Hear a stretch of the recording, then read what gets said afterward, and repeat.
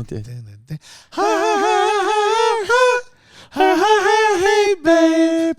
Baby. Hey, babe. What's up, babe? We just smoked sativa.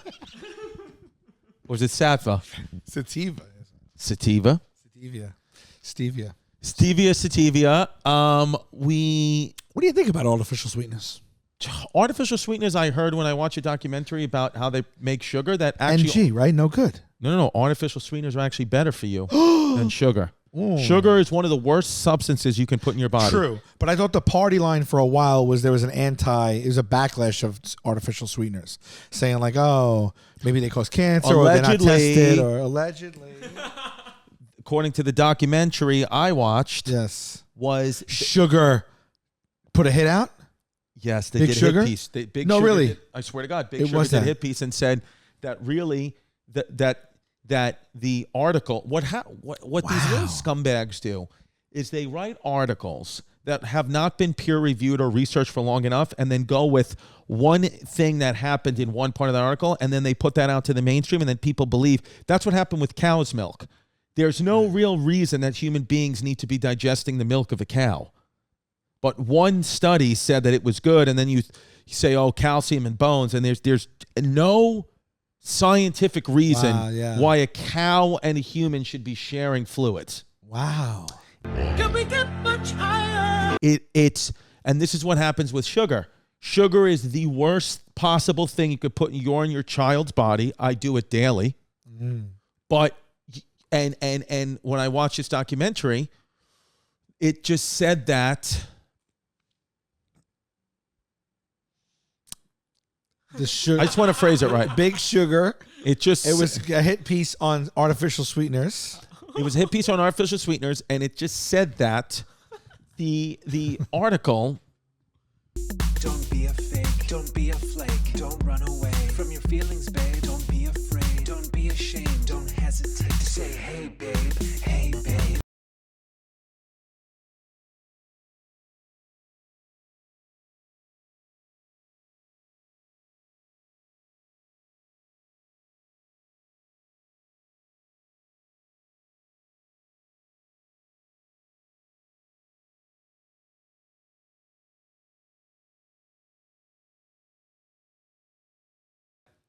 When you take a psychedelic, okay, or a mushroom, ayahuasca, anything, I am starting to think that is base reality. This is not base reality. I think that because of the level of distractions. It's a fun angle. The level of distractions we have, the foods we put in our body, all the chemicals that we pump up into our body, which, naturally are legal and safe, affect our brain and consciousness to a point that we are not in base reality. And I do believe that the ancient Mayans, the ancient Egyptians, maybe even the ancient Italians that had all these wonderful works of art, the Da Vinci's and all these beautiful things that we marvel at, how did they do that? How did they figure that out? I do believe because their brains were closer to functioning in the reality that a psilocybin brings you to, and that was their base reality. Wow. Was seeing things. Is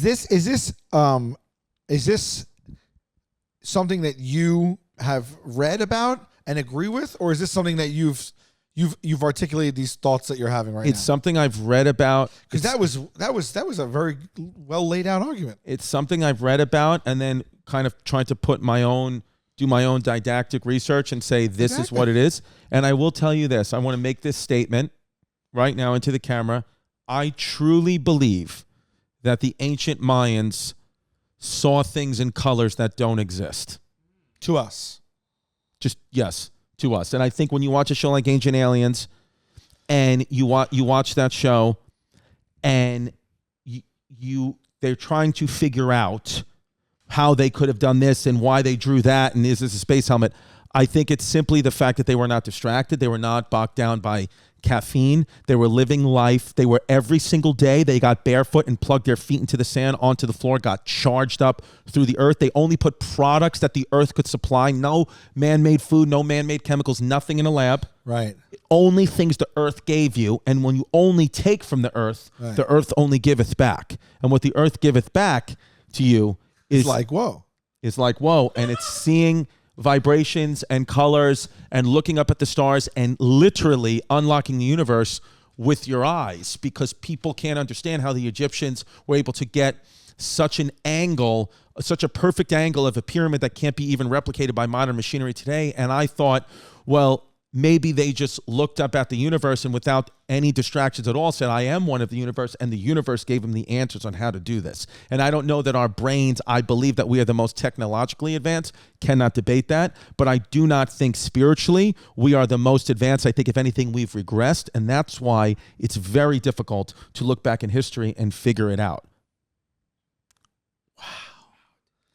Dude, I got to tell you, for someone who's high, you did not stammer in what you were trying to say and communicate at all. You led every single sentence cleanly with another sentence.